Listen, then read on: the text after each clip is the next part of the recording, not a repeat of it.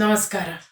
ಕಗ್ಗ ಮಾರ್ಗದಲ್ಲಿ ಮುಂದುವರಿತಾ ಇವತ್ತಿನ ಕಗ್ಗ, ಏನಾನು ಮಮ್ಮಾಡು ಕೈಗೆ ದೊರೆತುಜ್ಜುಗವ, ನಾನೇನು ಹೊಲುಕಡ್ಡಿ ಎಂಬ ನುಡಿ ಬೇಡ, ಹೀನ ಮಾವುದು ಮಿಲ್ಲ ಜಗದ ಗುಡಿಯೂಳೆಗದಿ, ತಾಣ ನಿನಗಿಹುದಿಲ್ಲಿ ಮಂಕುತಿಮ್ಮ. 790ನೇ ಕಗ್ಗ. ಏನಾನು ಮಮ್ಮಾಡು, ಏನಾದ್ರೂ ಮಾಡು, ಕೈಗೆ ದೊರೆತುಜ್ಜುಗವ. ಉಜ್ಜುಗ ಅಂದ್ರೆ ಕೆಲಸ, ಕೈಗೆ ಯಾವ ಕೆಲಸ ಸಿಕ್ತು ಅದನ್ನ ಮಾಡು.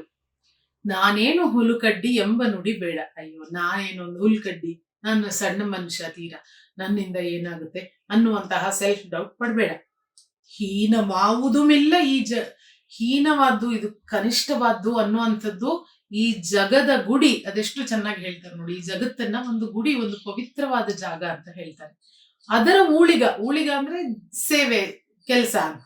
ಅದರ ಕೆಲಸದಲ್ಲಿ ಇದು ಹೀನವಾದ್ದು, ಇದು ಉಚ್ಚವಾದ್ದು ಅನ್ನೋ ಥರದ್ ಏನೂ ಇಲ್ಲ. ತಾಣವಿಹುದಿಲ್ಲಿ ನಿನಗೆ, ಇಲ್ಲಿ ನಿನಗೊಂದು ಸ್ಥಾನ ಇದ್ದೇ ಇದೆ ಮಂಕುತಿಮ್ಮ. ಈ ವಿಷಯವನ್ನ ಹೇಳಿದಾಗ ಸುಮ್ಮನೆ ಒಂದು ಚಿಕ್ಕ ಉದಾಹರಣೆ ತಗೊಳ್ಳೋಣ. ಈ ಕಗ್ಗವನ್ನ ಒಂದು ಪ್ರೋಗ್ರಾಮ್ ಆಗಿ ನಿಮ್ಮ ಮುಂದೆ 5-6 ನಿಮಿಷದ ಒಂದು ಕಗ್ಗವನ್ನ ಪ್ರೆಸೆಂಟ್ ಮಾಡ್ತಾ ಇದ್ದೀನಿ ಅಂತ ಅಂದ್ರೆ, DVG ಅಂತ ಒಬ್ಬ ದಾರ್ಶನಿಕರು ಇಂಥದ್ದೊಂದು ಮಂಕುತಿಮ್ಮನ ಕಗ್ಗದಂತಹ ಸಾಂದ್ರವಾದ ಕೃತಿಯನ್ನ ರಚಿಸಿರ್ಬೇಕು. ಅದನ್ನ ಒಬ್ರು ಪಬ್ಲಿಷ್ ಮಾಡಿರ್ಬೇಕು.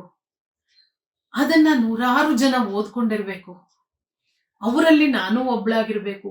ಅದನ್ನ ಓದುವಂತ, ಅರ್ಥೈಸ್ಕೊಳ್ಳುವಂತಹ ಸಂಸ್ಕಾರ ನನ್ನಲ್ಲಿರ್ಬೇಕು. ಅದನ್ನ ಯಾರೋ ಒಬ್ರು ಗುರುತಿಸಿ, ನೀವಿದನ್ನ ಮಾಡಿ, ಇದನ್ನ ಜನಗಳಿಗೆ ತಲುಪಿಸಿ ಅಂತ ಅವಕಾಶ ಕೊಟ್ಟವ್ರು ಇರಬೇಕು. ಅದನ್ನ ನಾನು ಹೇಳುವಾಗ ನನಗೆ ಅದನ್ನ ಅರ್ಥೈಸ್ಕೊಳ್ಳೋದಕ್ಕೆ ಸಹಾಯ ಮಾಡಿದವ್ರು ಒಂದಿಷ್ಟು ಜನ ಇರ್ಬೇಕು. ನನ್ನ ಎದುರಿಗೆ ಕ್ಯಾಮ್ರಾ ಹಿಡ್ಕೊಂಡು ನಿಂತವ್ರೊಬ್ರು ಇರ್ಬೇಕು. ಅದನ್ನ ಎಡಿಟ್ ಮಾಡಿ ಅದನ್ನ ಪರ್ಫೆಕ್ಟ್ ರೂಪಕ್ಕೆ ತಂದು ಅಪ್ಲೋಡ್ ಮಾಡೋರೊಬ್ರು ಇರ್ಬೇಕು. ಇದಿಷ್ಟು ಆದಾಗ ಆ ಕಗ್ಗ ನಿಮ್ಮ ಮುಂದೆ ನೋಡೋದಕ್ಕೆ ಸಿಗೋ ಹಾಗಾಗುತ್ತೆ. ಇಷ್ಟು ಕೆಲಸದಲ್ಲಿ ಯಾವುದು ಶ್ರೇಷ್ಠವಾದ್ದು, ಯಾವುದು ಕನಿಷ್ಠವಾದದ್ದು ಅಂತ ಹೇಗೆ ನಿರ್ಧಾರ ಮಾಡೋದು? ಈ ಇಡೀ ಚೈನ್ ನಲ್ಲಿ ಯಾರೊಬ್ರು ಇಲ್ಲದೆ ಹೋದ್ರು ಈ ಇಡೀ ಕೆಲಸ ನಡೆಯೋದೇ ಇಲ್ಲ. ಆದ್ದರಿಂದ ಎಲ್ಲರೂ ಒಂದೇ. ಹೀನ ಮಾವುದು ಮಿಲ್ಲ ಜಗದ ಗುಡಿಯೂಳಗದಿ. ಇಲ್ಲಿ ಹೀನವಾದ್ದು ಅಂತ ಯಾವುದೂ ಇಲ್ವೇ ಇಲ್ಲ. 2 ಕಥೆನ ಹೇಳ್ತೀನಿ. ಒಂದು, ರಾಮ್ಜಿ ಪ್ರೊಡಕ್ಷನ್ಸ್ ನ ಮಾಲೀಕ ರಾಮ್ಜಿ ಅವರು. ರಾಮ್ಜಿ ಅಂದ್ರೆ ಕನ್ನಡದ ಧಾರಾವಾಹಿ ಜಗತ್ತಿನಲ್ಲಿ ತುಂಬಾ ದೊಡ್ಡ ಹೆಸರು ರಾಮ್ಜಿ ಪ್ರೊಡಕ್ಷನ್ಸ್. ನೀವು 10 ಧಾರಾವಾಹಿಗಳನ್ನ ತಗೊಂಡ್ರೆ ಅದರಲ್ಲಿ 6 ಧಾರಾವಾಹಿಗಳು ರಾಮ್ಜಿ ಪ್ರೊಡಕ್ಷನ್ಸ್ ಅವ್ರದ್ದಾಗಿರುತ್ತೆ. ಈ ರಾಮ್ಜಿ ಅನ್ನೋರು ಮೊದಲು ಇಂಡಸ್ಟ್ರಿಗೆ ಬಂದಿದ್ದು ಲೈಟ್ ಹಿಡಿಯುವಂತ ಹುಡುಗಾಗಿ. ಅವರು ಏನಾದ್ರೂ ಮಾಡೋಣ, ನನ್ ಕೈಗೆ ಸಿಕ್ಕ ಕೆಲಸ ನಾ ಮಾಡ್ತೀನಿ ಅಂತ ಅಂದ್ಕೊಂಡಿಲ್ದೆ ಹೋಗಿದ್ದಿದ್ರೆ, ನಾನೇನು ಹುಲ್ಲುಕಡ್ಡಿ, ಒಬ್ಬ ಲೈಟ್ ಹಿಡಿಯೋ ಹುಡುಗ ಅಷ್ಟೇ ಅಂತ ತನ್ನನ್ನ ತಾನು ಅಂದ್ಕೊಂಡಿದ್ದಿದ್ರೆ, ಇವತ್ತು ರಾಮ್ಜಿ ಪ್ರೊಡಕ್ಷನ್ಸ್ ಅಂತ ಯಾವುದು ಇರ್ತಾ ಇರ್ಲಿಲ್ಲ. ಯಾಕೆಂದ್ರೆ ಲೈಟ್ ಹುಡುಗನಾಗಿ ಬಂದ ಹುಡುಗ ಯಾಕೆ ಈ ಲೈಟ್ಗಳನ್ನ ಕ್ಯಾಮ್ರಾವನ್ನ ಇಡಕ್ಕೆ ಹೇಳಿದ್ರು ಅಂತ ಗಮನಿಸಿದ್ರು. ತನ್ನ ಕೆಲಸದಲ್ಲಿ ಶ್ರದ್ಧೆ ತೋರಿಸಿದ್ರು, ಅವಿರತವಾಗಿ ದುಡಿದ್ರು, ಕ್ಯಾಮ್ರಾ ಅಸಿಸ್ಟೆಂಟ್ ಆಗಿ ಬದಲಾದ್ರು, ಅಸಿಸ್ಟೆಂಟ್ ಡೈರೆಕ್ಟರ್ ಆಗಿ ಬದಲಾದ್ರು, ಡೈರೆಕ್ಟರ್ ಆದ್ರು. ಇವತ್ತು ರಾಮ್ಜಿ ಪ್ರೊಡಕ್ಷನ್ಸ್ ಅನ್ನುವಂತಹ ಕನ್ನಡ ಧಾರಾವಾಹಿ ಜಗತ್ತಿನಲ್ಲಿ ಮರೆಯಲು ಸಾಧ್ಯವೇ ಇಲ್ಲದಂತಹ ಒಂದು ದೊಡ್ಡ ಪ್ರೊಡಕ್ಷನ್ ಸಂಸ್ಥೆಯನ್ನ ಕಟ್ಟಿದ್ದಾರೆ. ಅವರ ಕೈ ಕೆಳಗೆ 100 ಜನ ಕೆಲಸ ಮಾಡ್ತಾರೆ, ಆಹಾರ ಸಂಪಾದಿಸ್ತಾರೆ. ಅವರು ನಾನೇನು ಹುಲುಕಡ್ಡಿ ಅಂತ ಅನ್ಕೊಂಡ್ಬಿಟ್ಟಿದ್ರೆ, ಈ ಕೆಲಸ ಜಗದ ಗುಡಿಯ ಊಳಿಗದಲ್ಲಿ ತುಂಬಾ ಹೀನವಾದ್ದು ಅಂತ ಅನ್ಕೊಂಡ್ಬಿಟ್ಟಿದ್ರೆ ಇದನ್ನ ಕಟ್ಟಕ್ಕೆ ಸಾಧ್ಯ ಆಗ್ತಾ ಇರ್ಲಿಲ್ಲ. 2ನೇ ಕಥೆ ನಾನು ನಿಮ್ಗೆ ಹೇಳ್ತೀನಿ. ಒಬ್ಬ ವ್ಯಕ್ತಿ ದೇವಸ್ಥಾನದಲ್ಲಿ ಗಂಟೆ ಹೊಡೆಯೋ ಕೆಲಸ ಮಾಡ್ತಾ ಇದ್ರಂತೆ. ಆ ದೇವಸ್ಥಾನ ಪ್ರವರ್ಧಮಾನಕ್ಕೆ ಬರ್ತಾ ಹೋದಾಗೆ ಜಗತ್ತಿನ ಬೇರೆ ಬೇರೆ ಕಡೆಗಳಿಂದ ಭಕ್ತರು ಬರೋದಕ್ಕೆ ಶುರುವಾದ್ರು.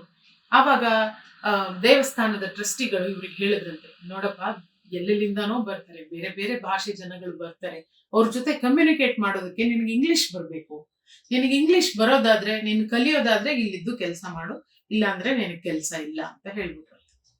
ಆ ವಯಸ್ಸಿನಲ್ಲಿ ನಾನು ಇನ್ನೊಂದು ಭಾಷೆ ಕಲಿಯೋದಕ್ಕೆ ಸಾಧ್ಯ ಇಲ್ಲ ಅಂತ ಅನ್ಕೊಂಡಾಗ ಆ ಕೆಲಸ ಬಿಟ್ಟು ಬೇಜಾರಲ್ಲಿ ವಾಟ್ ನೆಕ್ಸ್ಟ್ ಅಂತ ಯೋಚಿಸ್ಕೊಂಡು ನಡ್ಕೊಂಡು ಬರ್ತಿದ್ದಾಗ ಅಚಾನಕ್ ಆಗಿ ಅವರು ಗುರುತಿಸಿದ್ರಂತೆ, ಇಲ್ಲೆಲ್ಲೂ ಸುತ್ತಮುತ್ತ ಒಳ್ಳೆ ಟೀ ಅಂಗಡಿ ಇಲ್ಲ ಅಂತ. ಹಾಗಾಗಿ ಅವರೊಂದು ಟೀ ಸ್ಟಾಲ್ ಓಪನ್ ಮಾಡಿದ್ರು. ತುಂಬಾ ಉತ್ಕೃಷ್ಟವಾದ ಒಳ್ಳೆ ದರ್ಜೆಯ ಟೀ ದೊರೆಯೋದಕ್ಕೆ ಶುರುವಾಯ್ತು.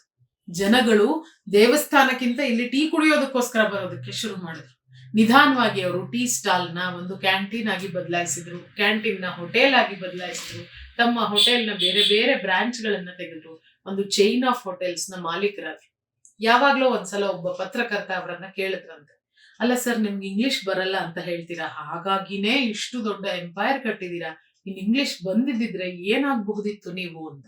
ಅದಕ್ಕೆ ಅವ್ರು ಹೇಳಿದ್ರಂತೆ, ಇಂಗ್ಲಿಷ್ ಬಂದಿದ್ರೆ ದೇವಸ್ಥಾನದಲ್ಲಿ ಗಂಟೆ ಹೊಡಿತಾ ಇರ್ತಿದ್ದೆ ನಾನು ಅಂತ. ನನ್ಗೆ ಇಂಗ್ಲಿಷ್ ಬರಲ್ಲ, ನಾನು ಯಾವ್ದೋ ಹೀನವಾದ ಕೆಲಸ ಮಾಡೋನು, ಆ ಕೆಲ್ಸನೂ ಹೊಟ್ಟೋಯ್ತು, ನನ್ಗಿನ್ನೇನು ಮಾಡಕ್ಕಿಲ್ಲ ಅಂತ ದುಃಖ ಪಟ್ಕೊಂಡಿದ್ದಿದ್ರೆ ಅವ್ರಿಗೆ ಏನೂ ಆಗೋದಕ್ಕೆ ಸಾಧ್ಯ ಆಗ್ತಿರ್ಲಿಲ್ಲ. ಈ ಎರಡೂ ತೀರಾ ಎಕ್ಸ್ಟ್ರೀಮ್ ನ ಕಥೆಗಳು ಅಂತ ನಿಮ್ಗೆ ಅನ್ನಿಸ್ಬೋದು. ಇಷ್ಟು ಕೆಳಮಟ್ಟದಿಂದ ಶುರು ಮಾಡಿ ಅಷ್ಟೆತ್ತರಕ್ಕೆ ಹೋದವರ ಕಥೆಗಳು ಕೇವಲ ಮೋಟಿವೇಶನ್ಗಾಗಿ ಹೇಳುವಂತ ಕಥೆಗಳು ಅಂತ ನಿಮ್ಗೆ ಅನ್ನಿಸ್ಬಹುದು.